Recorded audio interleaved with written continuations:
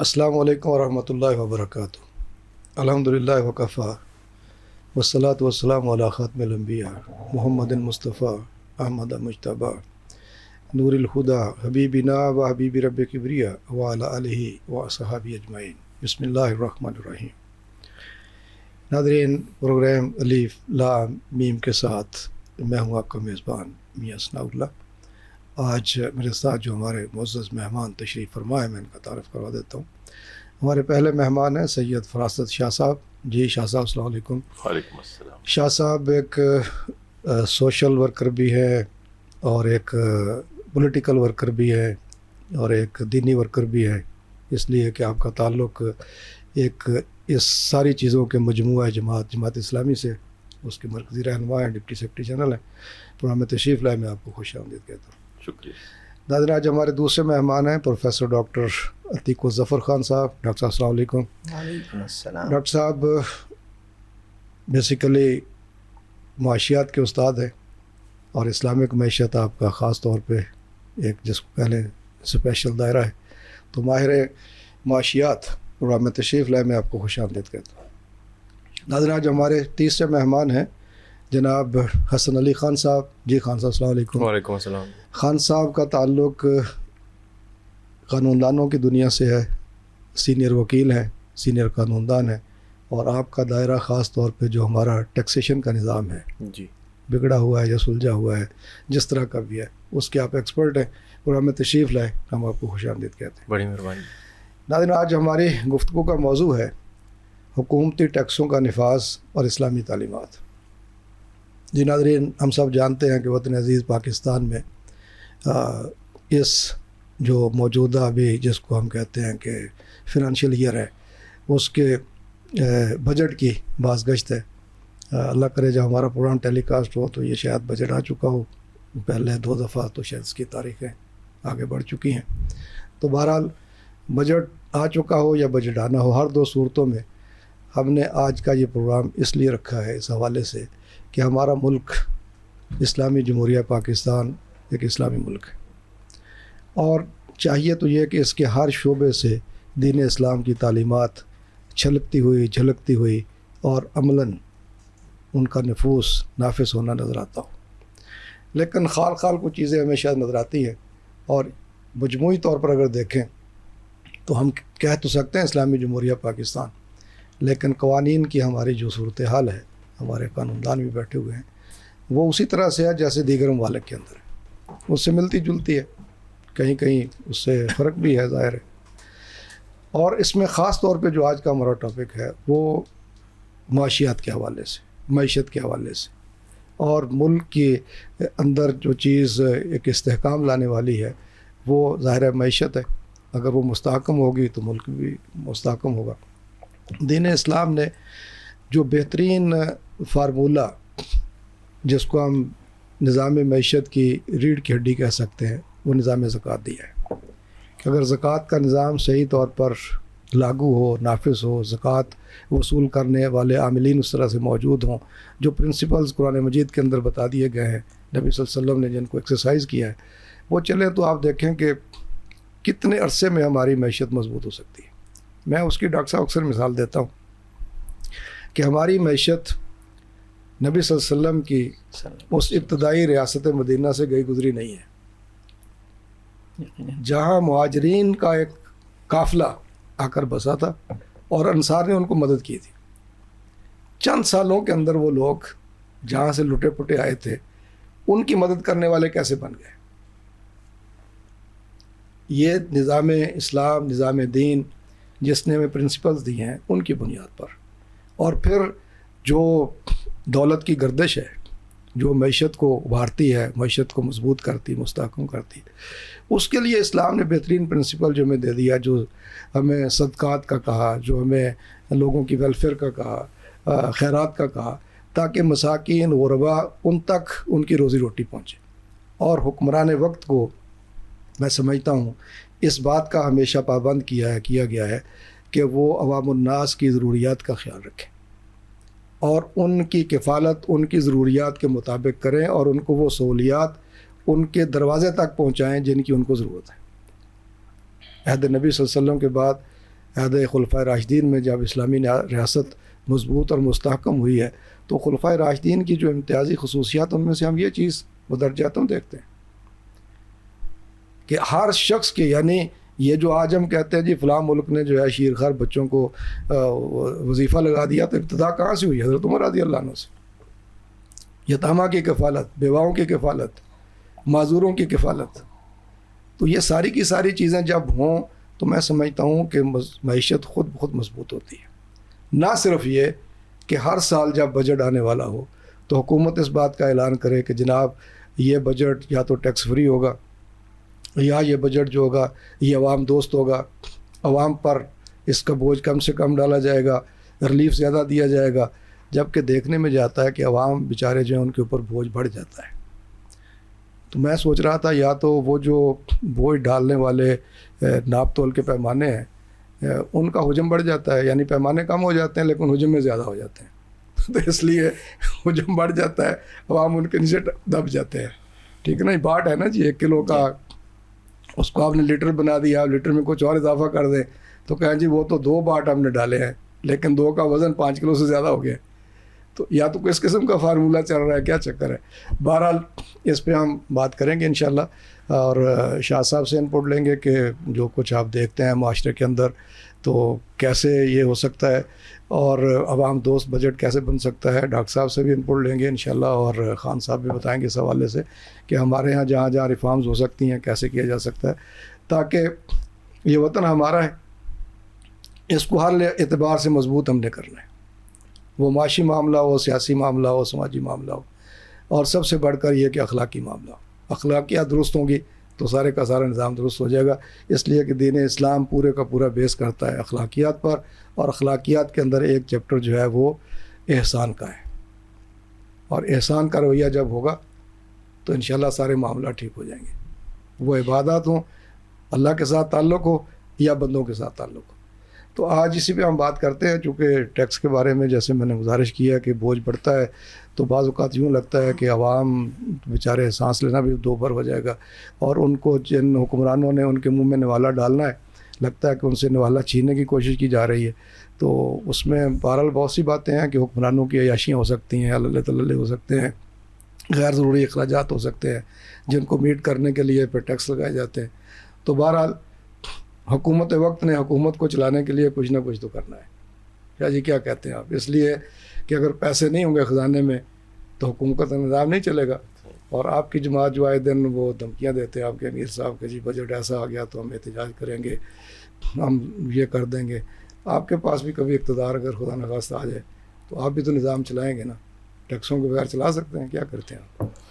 اچھا ثناء اللہ بھائی، آپ کے پروگرام کا انداز اس طرح کا ہے کہ اس میں بات بھی ایک خاص انداز سے ہی کرنی چاہیے جس میں دینی جو پہلو ہو وہ زیادہ اہم ہو جاتا ہے. اور میرے لیے بڑا چیلنج ہے کہ ایسے ماشاءاللہ اسکالرس کی موجودگی میں اس طرح کی کوئی گفتگو کر سکوں. بہرحال کوشش کرتا ہوں کیونکہ آپ کے اس پروگرام میں خاص طور پہ ٹیکسز کے حوالے سے بجٹ آ رہا ہے جو سب سے بڑی پریشانی ہے تمام لوگوں کو، عوام کو. اس کے متعلق آپ ظاہر ہے کہ زیادہ گفتگو کرنا چاہیں گے، اور آپ کی بات صحیح ہے. اور یہی وجہ تھی کہ ابتدا میں، بلکہ ہم اگر شروع سے ہی دیکھ لیں کہ یہ جو اس کو آپ زکوٰۃ سے اسٹارٹ کر لیں، جیسے آپ نے بتایا کہ اگر زکوٰتی کا نظام ٹھیک ہوتا تو ہم تو نہ زکوٰۃ جمع کر سکتے ہیں نہ ٹیکس جمع کر سکتے ہیں، تو ہماری ناکامی یہیں پر ہے. تو زکوٰۃ کا نظام شروع میں رسول اللہ صلی اللہ علیہ وسلم کے زمانے میں، اور اللہ تعالیٰ کی جو قرآن کے اندر تعلیمات ہیں وہ جو ہے نا کہ وہ ایک جگہ ارتکاز نہ ہو، اس میں بھی یہ پہلو آتا ہے کہ بین الاغنیاء منکم، ان کے پاس یہ ساری دولت نہ رہ جائے امیروں کے پاس. تو سرکولیشن آف منی جو ہے نا وہ ایک اہم چیز ہے، اور آج کے اکنامسٹ اس کو سمجھتے ہیں جس کو اللہ تعالیٰ بالکل اچھی طرح جانتا تھا اور رسول اللہ صلی اللہ علیہ وسلم نے صاف صاف بتا دیا ہمیں. اب اس زمانے میں تو یہی ٹیکس تھا، اور اللہ تعالیٰ نے بھی یہی ٹیکس کہہ لیں، اس کو زکوٰۃ کہہ لیں. دس از دی اونلی obligatory جو آپ چیز ہے جو کہ آپ ان سے زراعت کے اوپر کچھ اسی کے مناسبت سے، دوسری وہ ہے، لیکن یہی 2-3 چیزیں ہیں جو آپ کر سکتے ہیں. جو کہ ابتدا میں رسول اللہ صلی اللہ علیہ وسلم کے زمانے میں تھی اور خلفائے راشدین کے زمانے میں بھی, کیونکہ بیت المال اچھا تھا, فتوحات بھی ہو رہی تھی, مختلف جگہوں سے پیسے آ رہے تھے, تو مسئلہ نہیں تھا, حکومت چل رہی تھی. اب حکومت بڑھ گئی, اس کی ضروریات بڑھ گئی, تو فقہا نے اجازت دے دی کہ زکوٰۃ کے علاوہ بھی ضرورت کے مطابق فلاح و بہبود کے لیے, دفاع کے لیے کچھ پیسے, جس کو ہم ٹیکس کہتے ہیں, وہ جمع کیے جا سکتے ہیں. لیکن اس کے اندر جس نے بھی اجازت دی اس نے بہت بڑا ایک کیویٹ اس کے اندر موجود ہے کہ اس میں زیادتی نہیں ہونی چاہیے. جو مکس کا جو لفظ ہے استعمال کیا گیا کہ ان لوگوں کے لیے جو اس طرح اکٹھا کرتے ہیں وہ تو شاید جنت کی کچھ اس طرح ہے حدیث میں کہ وہ خوشبو بھی نہیں سونگھ سکے گا. تو اب بات آ جاتی ہے کہ ہمارے ٹیکس سسٹم پہ, ہم آپ کو یہ ضرور بتائیں گے بعد میں کہ اگر ہمیں یہ موقع ملا تو یہ کیسے پورا ہوگا, اور یہ بھی کر سکتے ہیں اگر اس میں کوئی چیلنجنگ بات نہیں ہے, ول اگر ہو تو اس نظام میں بھی وہ ہو سکتا ہے. جی جی. اب ٹیکس کے حساب سے ہم نے بات کی, دو چیزیں بہت اہم ہیں کہ آپ اگر ٹیکس لیتے ہیں تو اس کا ایک تو فلاح و بہبود اس کا مقصد ہونا چاہیے لوگوں کی, عوام کی, اور دوسری بات یہ کہ اس میں ناانصافی نہیں ہونی چاہیے. یہ دو پہلو بہت اہم ہیں جس کو سمجھنا چاہیے, اور ہمارے ہاں یہ دونوں ہی یعنی فلاح و بہبود کا کام جس طریقے سے ہو رہا ہے وہ تو ہم سمجھ رہے ہیں, اور دوسرے کہ ناانصافی انفرادی سطح پر بھی ہے اور پھر علاقائی سطح پر بھی ہے, اور دیگر کئی ناانصافیاں سیکٹرز کے حساب سے ہے کہ کچھ لوگوں کو ایکسٹراڈنری ٹیکس آپ کر رہے ہیں, کچھ لوگوں جیسے سیلریڈ کلاس ہے, آسان لوگ ہیں, ان سے جا کے پیسے لے لیتے ہیں. جہاں آپ کو محنت کرنی پڑتی ہے وہاں جا کے جن لوگوں سے آپ نے وصول کرنا ہے وہاں تو آپ کی ریکوریز نہیں ہوتی, آپ کا پورا FBR کام نہیں کرتا. تو ایک تو ناانصافی ہو رہی ہے انفرادی سطح کے پر بھی ہو رہی ہے. انفرادی سطح پہ دوسری ناانصافی جو بہت بڑی ناانصافی ہے, اور میں جب یہ اپنا جواب ختم کروں گا اپنے دو معزز آپ کے دو اور مہمانوں سے درخواست کروں گا کہ آپ کے سوال کا جواب دیتے ہوئے اس پہ بھی تھوڑا کامنٹ کریں. جی. وہ میں یہ پہلے میں بتا دوں کہ میں کیا بات کر رہا ہوں, وہ یہ کہ یہ اتنی بڑی زیادتی ہو رہی ہے اور بالکل اسلامی تعلیمات کی روشنی میں. جی. عوام یہ کسی فقی نے, چاہے امام ابو یوسف ہوں, ابن تیمیہ ہوں, دیگر امام نووی ہوں, انہوں نے تو باقاعدہ پروٹیسٹ کیا تھا اس کے خلاف جب بیبرس نے یہ ایک ٹیکس کے اندر اضافہ کیا تھا کہ ہمیں دفاعی ضروریات کے لیے. تو اس نے پہلے کہا تھا کہ پہلے آپ اپنی عیاشیاں تو ختم کریں. اس پر انہیں شہر بدر کر دیا گیا تھا, پھر کئی ان کے ساتھ زیادتیاں کی گئیں, اور وہ اپنے زمانے کا بڑا مضبوط آدمی تھا بیبرس, آپ کو پتہ ہے. تو ناانصافی کا یہ ہے کہ آپ جو ٹیکس وصول کر رہے ہیں خاص طور پہ انڈائریکٹ ٹیکسز کے اندر آپ کوئی تخصیص نہیں کرتے. ایک وہ آدمی جو خود شاید زکوٰۃ کا مستحق ہو وہ بھی آپ کو یہ ٹیکس دے رہا ہے, GST وہ بھی دے رہا ہے. صبح اٹھتا ہے تو GST دینا شروع کر دیتا ہے, جب وہ چائے کی کپ پیتا ہے تو GST اس پہ لگتا ہے, جب آگے جاتا ہے ٹرانسپورٹ پہ جاتا ہے, ہر چیز کے اندر GST دے رہے. تو انڈائریکٹ یہ ٹیکس ہو گیا. پھر ایک اور جو ظلم انہوں نے کیا ٹیکس سے بھی آگے بڑھ کے, جس کو کہتے ہیں لیوی, پیٹرولیم لیوی, اس کی مد میں آپ ہر پیٹرول کے لیٹر کے اوپر ہر آدمی, ہر غریب آدمی اس کے اوپر بہت بڑا ٹیکس وہ یہ لیوی دے رہا ہے, جو بالکل ناجائز ہے. اور یہ ہمارے پارلیمنٹیرینس نے اس کے اندر یہ ایک کام کیا ہے, اس ناجائز کام کو اور آسان بنانے کے لیے حکومت کو, کہ انہوں نے اپنی جو اوور سائٹ تھی وہ بھی ختم کر دی 2025 میں. انہوں نے کہا آپ جب چاہیں بڑھا لیا کریں, بار بار آپ ہمارے پاس کیوں آتے ہیں اس کے کیپ کو ریوائز کرانے کے لیے. تو میں جو آپ سے یہ کہہ رہا تھا کہ یہ جو کہ اغنیا پہ ٹیکس لگانا چاہیے تھا, جو کہ پریولیجڈ کے اوپر ٹیکس لگانا چاہیے تھا, وہ تو نکل گیا. پھر حکومت کی جو عیاشیاں اور جو انشاء خرچیاں ہیں وہ آپ اس کی ذکر بہت ہوتا رہا ہے, اب اور کرنے کی ضرورت نہیں ہے. یہ سب تو چل رہا ہے. اس کے ساتھ آپ کیسے جسٹیفائی کریں گے کہ ایک آدمی جو کہ خود ہی جو شاید زکوٰۃ کا مستحق ہو یا ہارڈلی انکم ٹیکس بریکٹ میں بھی نہیں آتا, وہ آپ اس کے اوپر یہ سارے انڈائریکٹ ٹیکسز لگا رہے ہیں, لیویز, انکم ٹیکس اور آل دیز تھنگس. یہ کیسے آپ اس تو میرا جو سوال ہمارے آپ کی اجازت سے وہ یہ ہے کہ مجھے حیرانی ہوتی ہے کہ ہمارے, شاید میں غلط کہہ رہا ہوں یا میرے علم میں کمی ہو تو آپ اس کو درست کر دیں, کہ ہمارے پاکستان کے مشہور اور معروف اور دیگر اسلامی اسکالرز نے اس پر ابھی تک آواز کیوں نہیں اٹھائی. یہ کیوں ڈسکشن کا موضوع نہیں بنتا ہماری شریعہ کورٹ میں اینڈ ادر پلیسز جہاں پہ ہم یا اسلامی نظریاتی کونسل یا دیگر جگہوں پہ یہ کیوں نہیں موضوع؟ وہاں کو جائے آپ جیسا تو وہاں پٹیشن دائر کرے تو میرے خیال میں موضوع بحث ہے نا جی. بات خود تو نوٹس لیتے نہیں. اسکالرس تو بات کر سکتے ہیں جی, وہ اسکالر بیٹھے ہوئے ہیں, ان سے پوچھیں گے کیوں نہیں بات کرتے آپ. جی ڈاکٹر صاحب, شاہ صاحب نے ماشاءاللہ ایک تاریخی پس منظر بھی بتا دیا ہے, اور مجھے اس اموی خلیفہ کا وہ دور یاد آ رہا تھا کہ جب انہوں نے ایک عامل کو بھیجا تو وہاں سے جو خراج وغیرہ آتا تھا اس میں کمی آ گئی. تو انہوں نے کہا کہ پہلے تو زیادہ آتا تھا, تو انہوں نے کہا کہ پہلے بچڑا جو ہے وہ بھوکا رہتا تھا اور مالک جو ہے دودھ زیادہ لے لیتا تھا. تو انڈائریکٹلی انہوں نے کہہ دیا کہ لوگ عوام الناس کا خون نچوڑا جا رہا تھا, اور جن کو وہ چیز دینی تھی, فیڈ کرنا تھا, وہ نہیں لے رہے تھے, تو اس کا متبادل مطلب دوسری جگہ جا رہا تھا. تو آپ کیا کہتے ہیں ابھی جیسے شاہ صاحب نے کہا ہے کہ ٹیکس لگانے کی اجازت دی گئی اور فقہا نے اس کی اجازت دی, تو پھر یہ سلسلہ شروع ہوا, تو ظاہر پہلے سے شروع ہو گیا.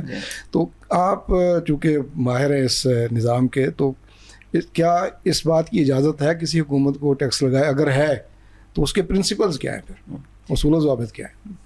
ہاں دیکھیں, اس میں یہ سمجھ لینے کی ضرورت ہے کیونکہ اس میں رائے دو طرح کی آتی ہیں. جی, ایک رائے تو یہ ہے کہ اسلام میں زکوٰۃ کے علاوہ کوئی ٹیکس نہیں ہے, مالی جو ایک ذمہ داری ہے وہ صرف زکوٰۃ کی حد تک ہے. جی, زکوٰۃ میں عشر بھی شامل ہے یقیناً.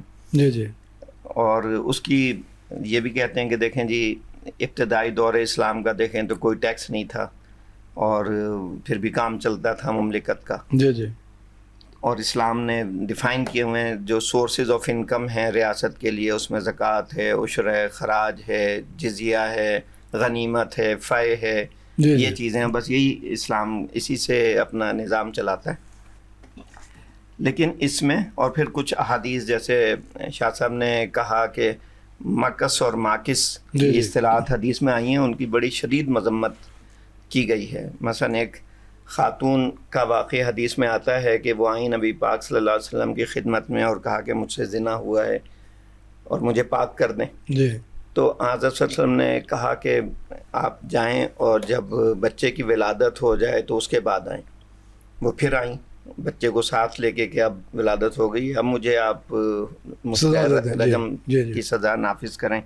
تو آپ صلی اللہ علیہ وسلم فرمائے کہ نہیں, آپ جائیں بچے کو دودھ پلائیں اور جب وہ خود خوراک لینے کے قابل ہو جائے تو اس وقت آئیں. وہ خاتون پھر آئیں کچھ عرصے بعد, بچے کے ہاتھ میں روٹی کا ٹکڑا تھا یہ دکھانے کے لیے کہ اب یہ خود کھا لیتا ہے. جی جی, تو پھر نبی پاک صلی اللہ علیہ وسلم نے رجم کی سزا نافذ کرنے کا حکم دیا. جی, تو جو صحابہ موجود تھے ان میں سے بعض نے کہا کہ بھائی اس کے یعنی جرم پہ اللہ تعالیٰ نے پردہ ڈالا تھا لیکن اس نے خود اپنے لیے رسوائی کو پسند کیا ہے. تو نبی پاک صلی اللہ علیہ وسلم نے تنبیہ فرمائی اور کہا کہ اس نے جتنی سچی توبہ کی ہے, اگر ایک ماکس بھی توبہ کرتا تو اللہ تعالیٰ قبول کر لیتا. یعنی اس ٹیکسیشن کے گناہ کو اتنا شدید بتایا. جی, تو اس کی بھی بات پیش کی جاتی ہے کہ دیکھیں اسلام میں تو ٹیکسیشن کا تصور نہیں ہے. پھر آیات سے بھی استدلال کیا جاتا ہے کہ حدیث میں اور آیات میں ہے کہ جس نے کلمہ پڑھا, نماز پڑھی اور زکوٰۃ ادا کی, اس نے اپنے جان اور مال کو محفوظ کر لیا, اس کی حرمت قائم ہو گئی. جی, تو اس سے بھی دلیل دی جاتی ہے. لیکن بات وہی ہے کہ اگر ہم تاریخ کا صحیح طرح سے مطالعہ کریں اور دیکھیں تو نبی پاک صلی اللہ علیہ وسلم کا دور یہ تھا کہ لوگوں میں ایمان اتنا قوی تھا کہ ٹیکس لگانے کی ضرورت ہی نہیں تھی. جب جہاد کے لیے بھی ضرورت پڑتی تھی تو لوگ والنٹیرلی جو کچھ ہوتا تھا لے کے حاضر خدمت ہو جاتے تھے. جی, تو کوئی ضرورت نہیں تھی ٹیکس لگانے کی. جذبہ اثار اتنا تھا. حضرت ابوبکر صدیق رضی اللہ تعالیٰ کے دور میں بھی اسی طرح چلا. لیکن حضرت عمر کے دور میں فتوحات ہوئیں اور غنیمت, مال غنیمت کی اتنی کثرت ہوئی کہ ٹیکس لینے کی تو ضرورت نہیں تھی, دینے والی بات تھی. یعنی ہر شہری کے لیے بیت المال سے وظائف, اور جیسے کہ بات ہوئی کہ پیدائش والے بچوں کے لیے بھی وظیفہ مقرر کر دیا گیا, تو وہاں بھی ضرورت نہیں تھی. لیکن آہستہ آہستہ ظاہر ہے جب فتوحات کا دائرہ مکمل ہو گیا اور وہ اتنے اب نئے ریونیوز آنے اتنے نہیں رہے, تو پھر فقہا نے اس پر غور و فکر کیا اور ریاست کے امور چلانے کے لیے ضرائب اور نوائب کے نام سے اجازت دی کہ حکومت ٹیکس وصول کر سکے. جی, اور اس میں یہ بتایا کہ قرآن میں زکوٰۃ کے علاوہ بھی حقوق ہیں، یعنی ایک طرف زکوٰۃ ادا کرنے کا حکم ہے، اس کے بعد پھر اللہ تعالیٰ فرماتے ہیں کہ وَآتَ الْمَالَ عَلَىٰ حُبِّهِ ذَوِي الْقُرْبَىٰ وَالْيَتَامَىٰ وَالْمَسَاكِينِ، یعنی زکوٰۃ کے علیحدگی کے بعد یہ تذکرہ ہو رہا ہے کہ یہ تو اس سے ثابت ہوتا ہے کہ زکوٰۃ کے علاوہ بھی مال میں حق میں. پھر حضرت عبداللہ بن عمر رضی اللہ تعالیٰ عنہ کی حدیث ہے اِنَّ فِي الْمَالِ حَقٌّ سِوَى الزَّكَاةِ، کہ بے شک مال میں زکوٰۃ کے علاوہ بھی حق ہے. اور اس طرح سے دیگر ایویڈنسز جو ملتے ہیں. لیکن بات وہی ہے کہ اگر اسلام کے دیے ہوئے اصولوں کے مطابق اور اس کو خیال رکھتے ہوئے نہ ٹیکس لگائے جائیں اور کلیکٹ کیے جائیں تو وہ پھر مقص کی ڈیفینیشن میں چلے جائیں گے. وہ اصول و ضوابط کیا ہیں؟ تو اصول و ضوابط یہی ہیں کہ اسلام میں یہ کہا گیا ہے کہ پہلی بات کہ ضرورت کے مطابق ٹیکس لگائے جائیں. پہلا تو یہ ہے کہ بیت المال میں مال نہیں ہے اور ضرورت باقی ہے اس کو پورا کرنے کی، چاہے وہ دفاع کی ضرورت ہو چاہے وہ سوشل سیکٹر کی ڈیولپمنٹ ہو، تو اس کے لیے ٹیکس لگائے جائیں اور جتنی ضرورت ہے اتنے ہی لگائے جائیں. فقہا نے اس کے لیے اصطلاح توظیف کی استعمال کی ہے. ہم جیسے وظیفے کا لفظ استعمال کرتے ہیں کام کے لیے، توظیف کا مطلب ہے کسی مخصوص کام کے لیے ٹیکس لگانا اور اسی کام میں خرچ کرنا. یعنی اگر تعلیم کے لیے ضرورت ہے تو ٹیکس لگایا جائے گا اور تعلیم پر ہی خرچ کیا جائے گا. اگر سڑک بنانے کے لیے ہے تو اسی کام میں خرچ کیا جائے گا. تو یہ توظیف کی اصطلاح فقہا نے استعمال کی. تو پہلی بات تو یہ کہ اشد ضرورت کے تحت لگائے جائیں، یہ ایک نارمل پریکٹس نہ ہو.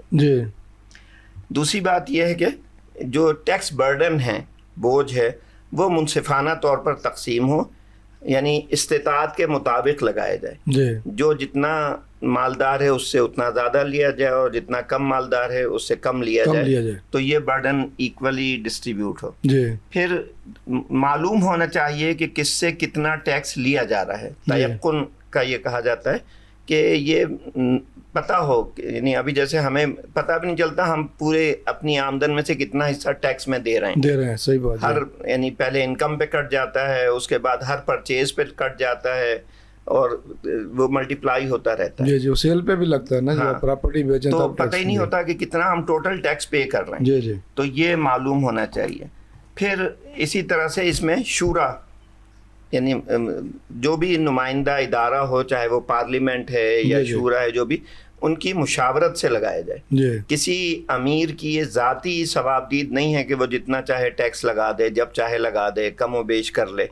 تو یہ جو ہے اصول ہیں مزید بھی اس میں، لیکن اہم اصول چند ایک اصول جو ہیں اہم وہ آپ نے بیان کیے کہ یہ ٹیکس لگاتے ہوئے خیال رکھا جائے.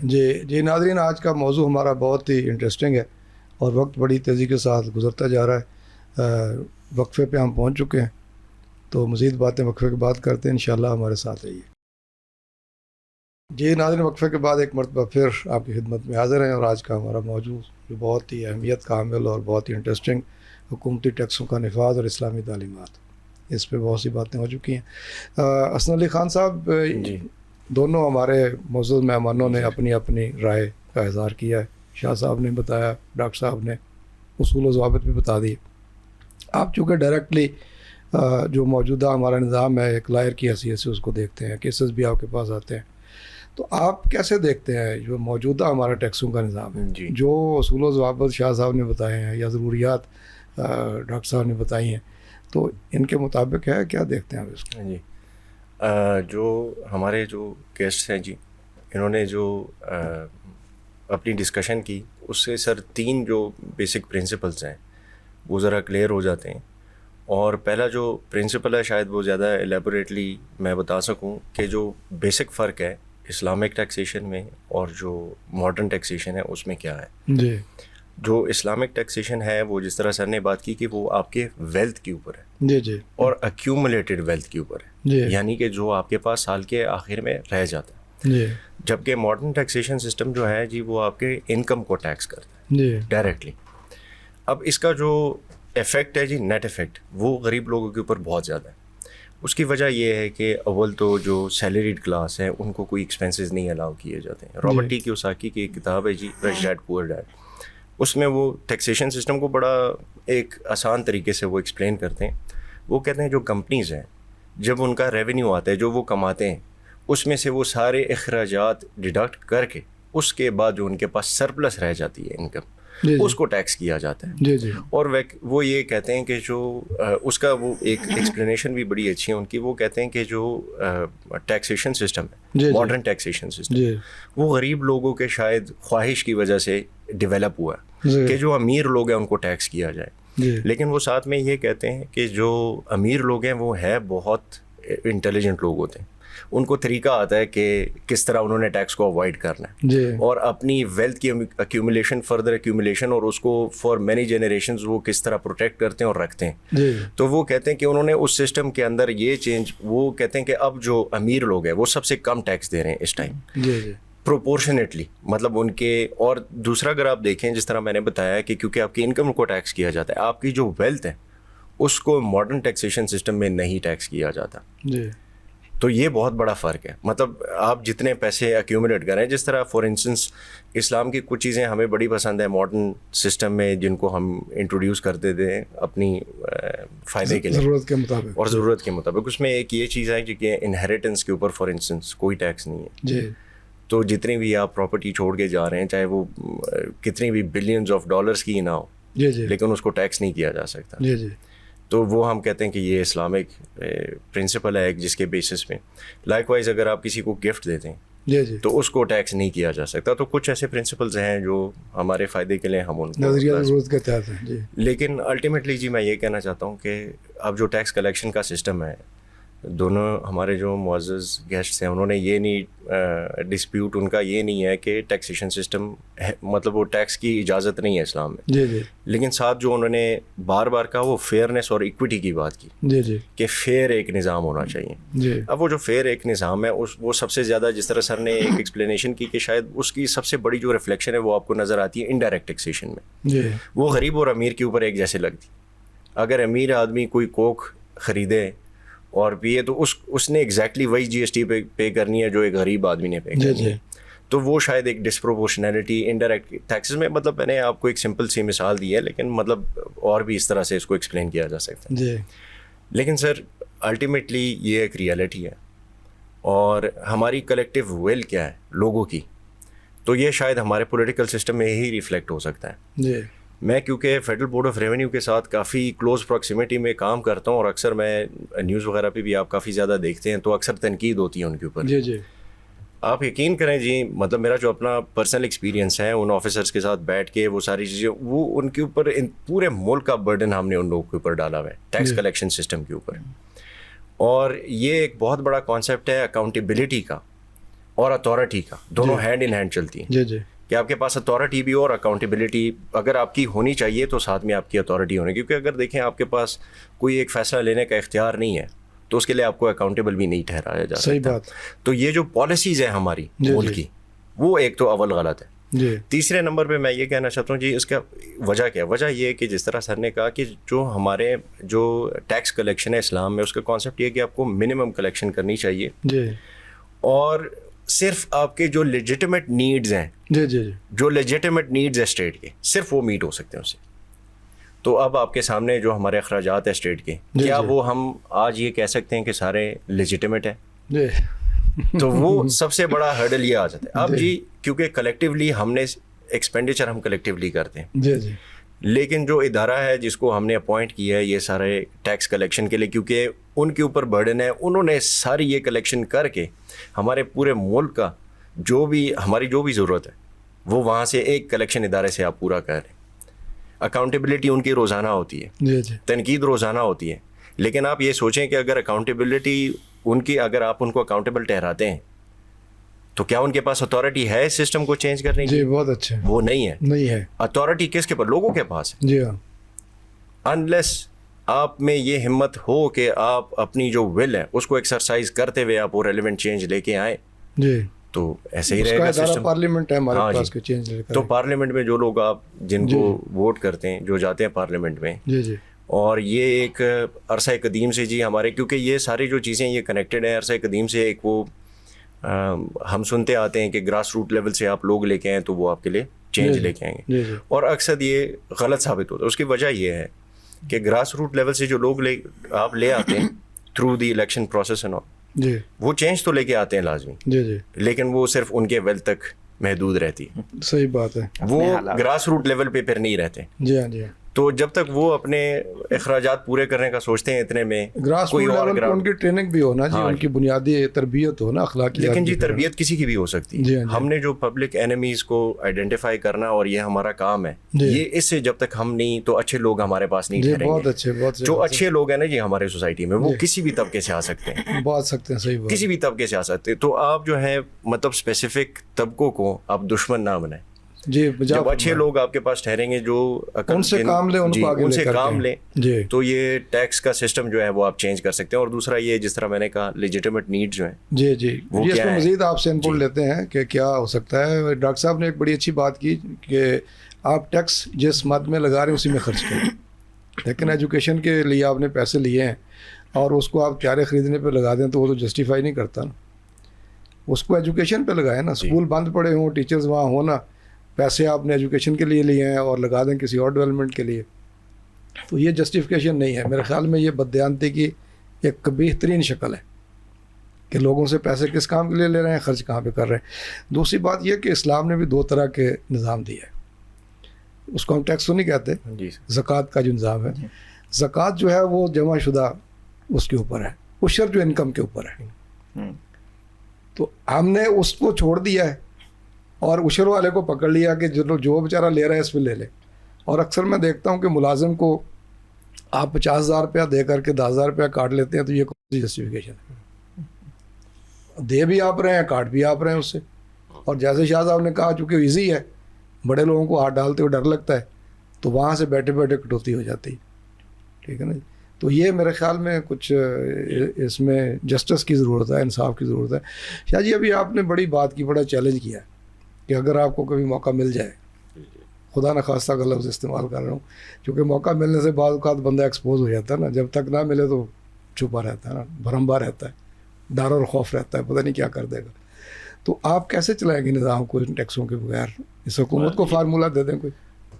ٹھیک ہے, آپ پہلے بھی آپ نے یہ بات کی تھی, عوام کو ریلیف ملے, مختصر سا چکے وقت کا میں عرض کرتا ہوں.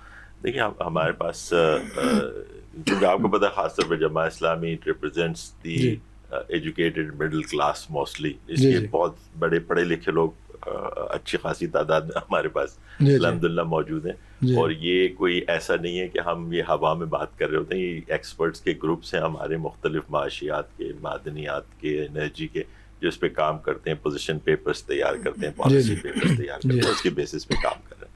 اچھا کیسے ہوگا یہ؟ ظاہر ہے ٹیکس کی ضرورت ہے. اب کیا کہ جی آپ کی خواہشات تو بہت اچھی ہیں, اسکول بھی اچھے ہوں اور وہ بھی اچھے ہوں, لیکن ٹیکس کے بغیر کیسے ہوگا؟ تو ٹیکس کہاں سے, ٹیکس جمع ہونے میں تو ایک پرابلم ہے, اس کی نشاندہی ہو گئی. اس کا جیسے بھی انہوں نے ایک طریقہ بتایا ہے کس طرح ہونا چاہیے, وہ اتھارٹی نہیں ہے, اور بھی دیگر مسائل ہیں, سیاسی دباؤ ہوتے ہیں, یہ ہوتے وہ نہیں ہو پاتے. ٹیکس کلیکٹر ایگریکلچر کے اوپر انکم کے اوپر ٹیکس نہیں لگا سکتے آپ, ریئل اسٹیٹ کے اوپر آپ ٹیکس نہیں لگا رہے, بڑے بڑے سیکٹر خالی ہیں. آپ کہہ رہے تھے کہ سیکٹرس کے حساب سے بات نہیں کرے, لیکن دس از دا ریئلٹی. سیلریڈ کلاس آپ کے پاس ہو جاتا ہے بس, ایک جس کے اوپر آپ اس کے پیچھے پڑے ہوئے. اچھا ہم ایک تجویز آپ کو دیتا ہوں جس کے اوپر غور کرنا چاہیے. مثال کے طور پہ ہم جی ایس ٹی کرتے ہیں نا, کہ ہم ہر چیز کے اوپر, ہم جی ایس ٹی کو تو ہم نے کہا کہ یہ انڈائریکٹ ٹیکسیشن جو ہے یہ ہم سب مان رہے ہیں کہ یہ غلط چیز ہے, ایک عام آدمی کو پریشان کرتی ہے. اگر ہم اس کے ایز این الٹرنیٹیو ہم پروڈکشن کے اوپر ٹیکس لگائیں, جو آپ کی فیکٹری کے گیٹ کے اوپر ٹیکس آپ نے دے دیا, وہ جو مالک ہے اس نے ٹیکس آپ کو دے دیا. اب اس کا ایک وہ کیویٹ اس کے اندر یہ ہے کہ وہ ٹھیک ہے کہ وہ ٹیکس دے گا تو پھر اس کی اتنی قیمت بڑھا دے گا, ٹھیک ہے, عوام تو اسی طریقے سے وہ چیزیں, لیکن پھر کیا ہوگا, پھر مارکیٹ خود اپنے آپ کو ایڈجسٹ کرے گی. اگر وہ اپنے پروڈکٹ کی قیمت بڑھائے گا تو مارکیٹ کا اس کا سائز کم ہوگا, پھر اس کے کمپٹیٹرز آ جائیں گے. یہ ایک ڈائنامکس جنریٹ ہوگی اس سے, بجائے اس کے کہ آپ انڈیویجول کو ٹیکس کریں, آپ پروڈکشن کے اوپر کیوں نہیں ٹیکس کرتے. اور پروڈکشن کے ساتھ تو ایک جو خمس کا معاملہ ہے وہ خاص طور پہ آپ کے ساتھ, کیونکہ میں نے کہا کہ ہر طریقے سے زیادتی ہو رہی ہے ہمارے ٹیکس سسٹم کے اندر. جو معدنیات ہیں, آپ کو پتا ہے بلوچستان وغیرہ کے اندر کتنا مسئلہ ہے, وہ کہتے ہیں کہ جی ہمیں ملتا نہیں. تو معدنیات کے اوپر خمس تو ہے نا ہمارے پاس, اور how much we are collecting from that. آپ اس کا پرسنٹیج دیکھیں کہ کتنا ہم رائلٹی اور وہ ٹیکسیشن اور لیز کی سب ملا بھی لینا تو وہ 2-4% سے زیادہ نہیں ہوتی ٹوٹل. جبکہ وہ تو خمس کہہ رہا ہے 1/5 جو ہے وہ آپ اس کے اندر دے دیں, تو وہ ملنا چاہیے. اور اس کا استعمال بھی لوگ, کیا کہا تھا جب آپ صلی اللہ علیہ وسلم نے بھیجا تھا یمن میں معاذ ابن جبل کو, کہ وہاں کے امیروں سے لے کے وہاں کے غریبوں, یہ نہیں کہا تھا مدینے بھیج دینا, ٹھیک ہے نا.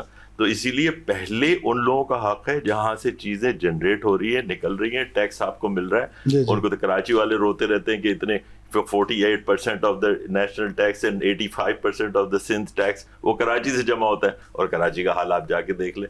یہ لوکل چیزوں کو بھی ایڈریس کرنا ہے, بالکل اسلامک پوائنٹ آف ویو ہے یہ. جی تو یہ اس طریقے سے ہمارے پاس یہ چیزیں ہیں جس کے ذریعے سے انشاءاللہ ہم آپ کو کچھ کر کے دکھائیں گے. اور جتنا ہم نہیں بھی ہیں تو ہم اس کو عوام کے ساتھ کنیکٹ ہو رہے ہیں نا, ہم لوگوں کو ایجوکیٹ کرنے کی کوشش کر رہے ہیں. اب آج سے 1 سال 2 سال پہلے کس کو پتا تھا IPPs کیا ہوتی ہیں, ابھی کس کو پتا تھا کہ لیوی کیا ہوتی ہے. اب ہم کورٹ میں چلے گئے, کانسٹیٹیوشنل کورٹ میں, تو ہماری تو درخواست ہے خاص طور پہ آپ کی پروگرام کے حوالے سے کہ ریلیجس سرکل کے لوگ آواز اٹھائیں اس میں. ان کو کیا چیز روک رہی ہے کہ عوام پس رہے ہیں اور بالکل ان اسلامک طریقے سے ٹیکس اور لیویز اور سرچارجز لگائے چلے جا رہی ہے حکومت. پارلیمنٹ نے اپنے ہاتھ کاٹ کے ان کو دے دیے کہ جی آپ جو مرضی میں کریں. تو ایسے میں تو اسکالرس کو آواز اٹھائی تھی. ہمارے پاس روایت ہے یہ کہ اسکالرس تو کھڑے ہوئے ہیں, میں نے امام نووی کا حوالہ دیا, صحیح بات, کئی لوگ جو ہیں وہ کھڑے ہوئے ہیں, ان کی پھر عوام جو ہے. اچھی بات ہے. میرے خیال میں اس وقت یعنی اس پارلیمنٹ سے باہر اگر حکومت کی کوئی اپوزیشن ہے تو آپ کی جماعت ہے. پارلیمنٹ کے اندر تو کوئی اپوزیشن ہے نہیں اس طرح سے, پارلیمنٹ میں آپ ہے نہیں, پارلیمنٹ کے باہر ہیں, لیکن باہر سے بھی آواز اٹھائی جا سکتی ہے. پارلیمنٹ کے اندر وہ زیادہ مضبوط آواز ہوتی ہے. تو میرے خیال میں آپ پرپوزلز یقیناً بھیجتے ہوں گے, اور پہلے بھی جاتی رہی ہیں. خاص طور پہ میں ذکر کروں گا پروفیسر خورشید صاحب علیہ رحمت کا, کہ جو ایک معیشت کی دنیا میں ایک معتبر نام تھے, اور سینیٹر جب تھے اس وقت بھی انہوں نے حکومت کو بہت سی تجاویز ایسی دی ہیں, بشرطے کہ ول ہو ہمارے اندر کہ ہم اس کو ایکسرسائز کریں. اور بات وہی جو خان صاحب نے کہی ہے کہ ہم اپنی ضروریات سے دوسروں کو ذرا ترجیح دیتے ہیں نا. کہ جب ایک بھوکا بندہ روٹی کے چھاپے پہ بیٹھتا نا تو پہلے کہتا میں اپنا پیٹ بھر لوں, یہ باقیوں کو بعد میں دوں گا نا. تو وہ اپنی بھوک اندر کی ختم کر کے بیٹھے نا, اور چلے اپنی ذات پہ دوسروں کو ترجیح نہ دیں, کم از کم دوسروں کا حق تو ان کو دے دینا کہ میرے پاس اگر 4 ہیں تو کم از کم میں 3 تو بانٹ دوں, لوگوں کو 2 بانٹ دوں. تو جب تک یہ جذبہ نہیں ہوتا اس وقت تک نہیں معاملہ ٹھیک ہو سکتا. ڈاکٹر صاحب کیا کہتے ہیں آپ, قرون اولیٰ کی کوئی مثالیں میں ملتی ہیں ٹیکس لگانے کی, اور کس طرح ٹیکس لگایا گیا؟ جی مطلب دیکھیں وہی حضرت عمر رضی اللہ تعالیٰ عنہ کا دور اولین ہم کہیں گے جس میں زکوٰۃ کے علاوہ ٹیکس لگانے کا. تو عشور کے نام سے جو مسلمان تاجر تھے انہوں نے شکایت کی کہ جب غیر ملکی ہمارے ملک میں آتے ہیں تو ان سے کوئی ٹیکس نہیں لیا جاتا, لیکن جب ہم جاتے ہیں تو وہاں ہم سے ٹیکس لیا جاتا ہے. تو اس لحاظ سے ہم تو بڑے ڈس ایڈوانٹیج کی پوزیشن پر ہیں. تو پھر مشورہ کر کے حضرت عمر رضی اللہ تعالیٰ عنہ نے عشور کے نام سے کسٹم ڈیوٹی ہم کہیں گے وہ عائد کی, اور اس میں 3 درجے رکھے گئے. ایک یہ تھا کہ اگر غیر ملک سے دوسرے ملک سے مسلمان تاجر آ رہے ہیں تو ان کا ریٹ کم تھا. پھر اگر غیر مسلم ملک وہ ہے جس سے اچھے تعلقات ہیں تو اس کے بعد ان کا ریٹ تھا, اور جو اگر حربی آتا تھا مطلب جس سے کہ اچھے تعلقات نہیں ہیں تو ان کا ریٹ سب سے زیادہ تھا.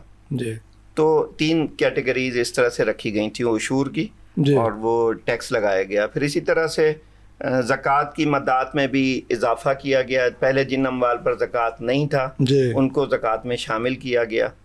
تو اس سے یہ پتہ چلتا ہے کہ زکوٰۃ کے علاوہ بھی ٹیکس لگائے جا سکتے ہیں, اگرچہ عشور جو ہیں ریونیو کلیکشن کے لیے نہیں تھا بلکہ وہ اپنے تاجروں کو جو نقصان ہو رہا تھا اس کو روکنے کے لیے یہ کام کیا گیا تھا.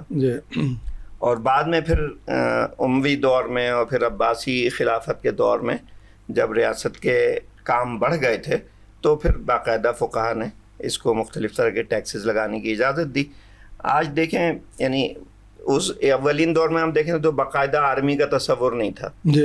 ہر شخص مجاہد تھا, ہر شخص کے پاس اپنا اسلحہ ہوتا تھا, اور جب جہاد کا حکم آتا تھا تو وہ جمع ہو کے چل پڑتے تھے فوج. لیکن پھر آہستہ آہستہ فوج بننا شروع ہوئی تو فوج کی تنخواہیں, اسلحے کی فراہمی, یہ چیزیں حکومت کی ذمہ داری میں آ گئیں. آج ایک ماڈرن فوج ہوتی ہے اور صرف افراد نہیں بلکہ جدید سے جدید اسلحہ بھی ضروری ہوتا ہے. جی جی. تو اگر ہم یہ کہیں کہ حکومت بغیر ٹیکسز کے یہ کام چلا لے تو شاید ممکن نہ ہو. اسی طرح بڑے بڑے ڈیم بنانے ہیں. جی جی. تو اسی طرح سے کمیونیکیشن کا پورا سسٹم دینا ہے. جی جی. تو ٹیکسز تو اب لگنے ہیں کیونکہ بہت ساری جو ہمارے روایتی مداد تھیں, اب مال غنیمت کا کوئی تصور نہیں ہے موجودہ وقت میں, اموال فائے کا کوئی تصور نہیں ہے, جزیہ وصول کرنے کا بھی کوئی نظام نہیں ہے, زکوٰۃ و عشر کی حد تک وہ بھی محدود پیمانے پر چیزیں جمع ہوتی ہیں. تو جو ہمارے روایتی سورسز تھے انکم کے وہ تو تقریباً ختم ہیں. تو ٹیکسیشن ہے, لیکن وہی بات ہے کہ ٹیکسیشن پھر صحیح اصولوں کے تحت لگائے جائیں.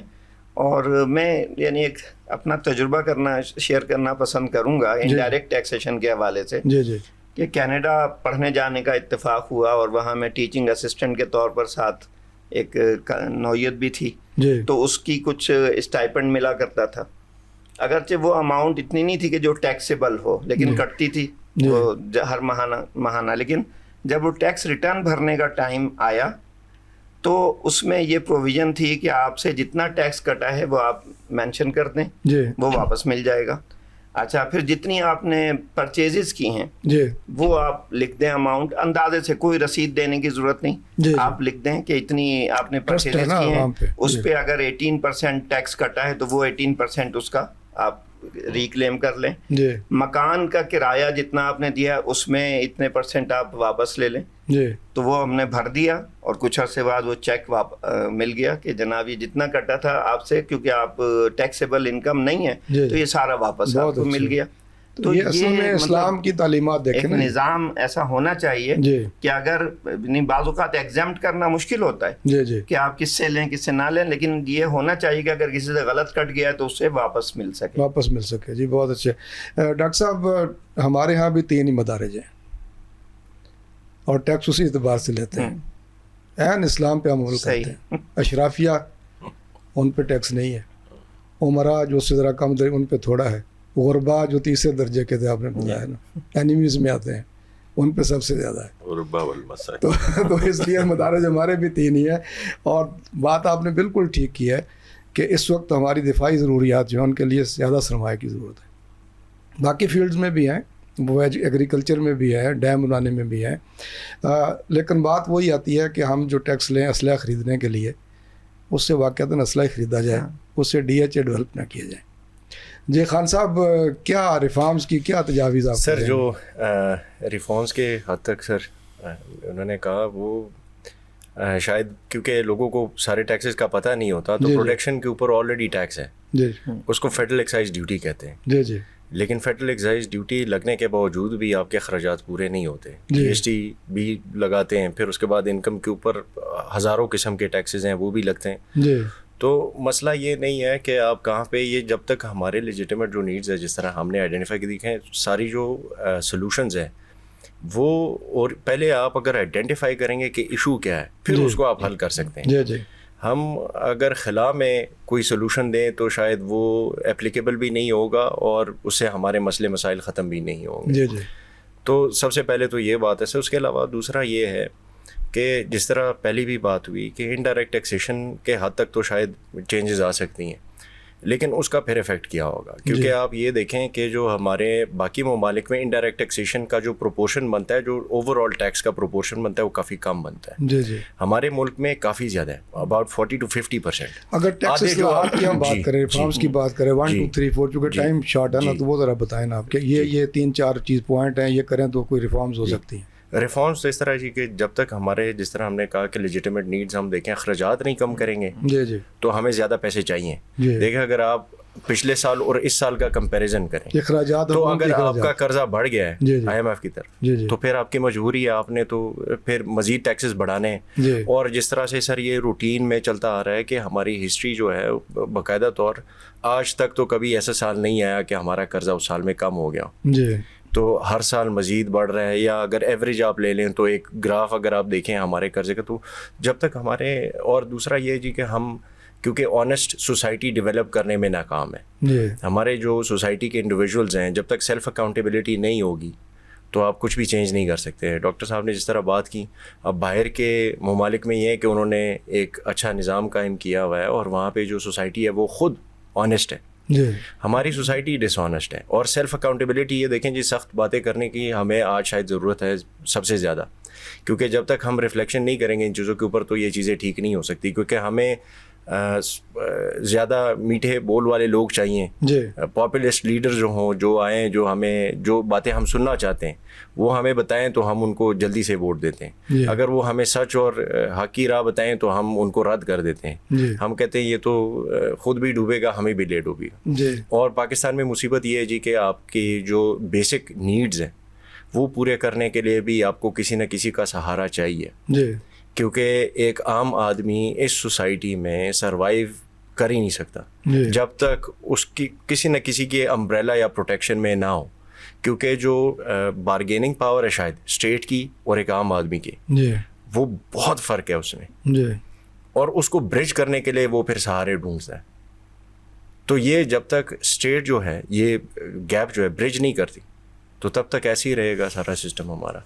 تو سر میرے خیال سے تو جو جہاں پہ پرابلمز ہیں وہ یہ ہے, ٹیکسیشن تو آخر بات ہے نا جی, کہ ہم ٹیکس لگا رہے ہیں اس کو ٹھیک کیسے کیا جا سکتا ہے. ٹھیک تو تبھی ہوگا کہ جب ہمارے ضروریات کم ہوں گے. میرے نزدیک تو یہ حال ہے سر. نہیں بہت اچھا جی.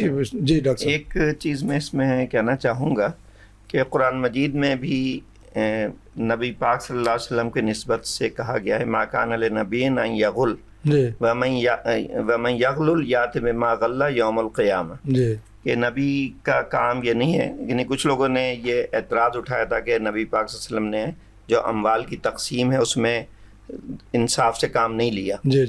تو اللہ تعالیٰ نے یہ آیت اتاری کہ یہ نبی کا کام نہیں کہ وہ ناانصافی کریں اس کام میں. یعنی جو پبلک منی ہے اس میں یعنی غل کا مطلب یہ ہے کہ جو اگر کرے گا تو وہ قیامت میں اس کے ساتھ آئے گا. ہم کیونکہ ایک اسلامی ملک ہیں اور مسلمان اکثریتی ملک ہے, تو سب سے اہم ریفارم تو یہ ہے کہ یہ احساس لوگوں کو پیدا ہو کہ بھائی اگر ہم نے آج اس دنیا میں کچھ کر بھی لیا, کرپشن کر کے مال جمع, تو یہ سب کا جواب دہی ہمیں کرنی ہے.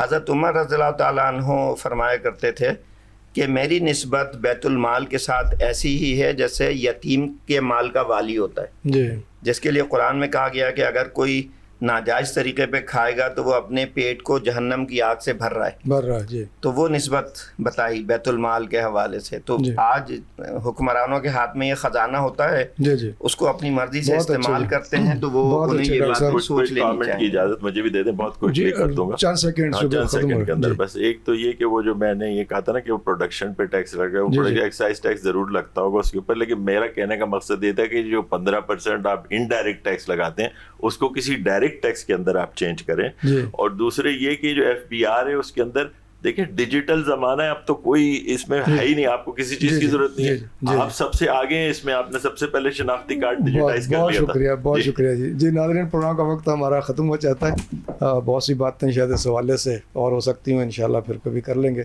چونکہ ٹیکس بھی آتے رہیں گے اور بجٹ بھی آتے رہیں گے, تو انشاءاللہ اللہ تعالیٰ نے زندگی دی تو پھر اس پلیٹ فارم سے باتیں کریں گے. میں شکر گزار ہوں اپنے فاضل مہمانوں کا, سید فراست شاہ صاحب, پروفیسر ڈاکٹر عتیق ظفر خان صاحب اور جناب حسن علی خان صاحب کا تشریف لائے, اور آج کے موضوع کی مناسبت سے بہت ہی اچھی باتیں کی ہیں, تجاویز بھی دی ہیں. اس دعا کے ساتھ کہ اللہ رب العالمین ہمارے جو معاشی مسائل ہیں ملک کے, ان کو حل کرنے کی ہمیں ان تعلیمات کی روشنی میں توفیق دے جو خاتم النبیین محمد صلی اللہ علیہ وسلم نے چھوڑی, اور وہ عملی نمونے خلفائے راشدین کے ہمارے سامنے ہیں, رسول اللہ صلی اللہ علیہ وسلم ہمارے سامنے ہیں. ہم ان بنیادوں پر اپنی ریاست کو, اپنی معیشت کو استوار کریں گے تو اللہ کی رحمتیں اور برکتیں ہمارے شامل حال ہوں گی. اللہ ہم سب کا حامی ناصر ہو. وطن عزیز پاکستان کا ایسے محافظوں کا حامی ناصر ہو. میاں اسنا اللہ کو اجازت دیجیے. اللہ حافظ.